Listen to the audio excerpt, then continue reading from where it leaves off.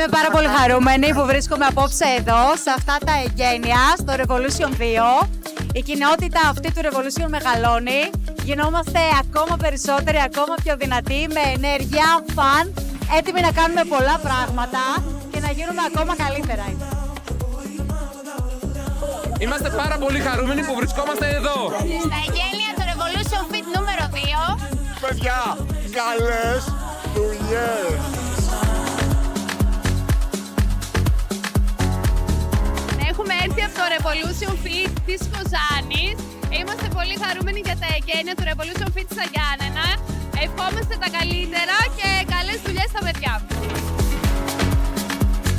Είμαστε πολύ χαρούμενοι για το νέο ξεκίνημα του Revolution. Καλές δουλειές! Είμαι η νικήτρια του διαγωνισμού από το Revolution Fit 2. Εύχομαι τα καλύτερα και να μεγαλώσει ακόμα παραπάνω για τρίτο. Καλές δουλειές! Σας αγαπάμε πολύ! Είμαστε εδώ για τα εγγένεια του Revolution Fit. Είμαστε από Κοζάνη, είμαστε στη συνέδρια των παιδιών. Το Revolution είναι μια μεγάλη οικογένεια, μεγαλώνει, γίνονται τα εγγένεια του δεύτερου γυμναστηρίου αυτή τη στιγμή.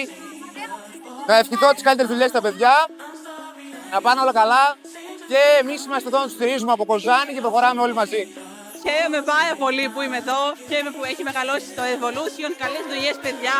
Είστε οι καλύτεροι γυμναστές, τα καλύτερα παιδιά. Αλήθεια, χαίρομαι πάρα πολύ για σας. Καλές δουλειές, παιδιά, και πάντα γεμάτοι. Να είστε καλά όλοι. Ευχαριστούμε τον κόσμο πάνω απ' όλα. Έπεται συνέχεια, δυναμικά και όλα τα άλλα στην πορεία.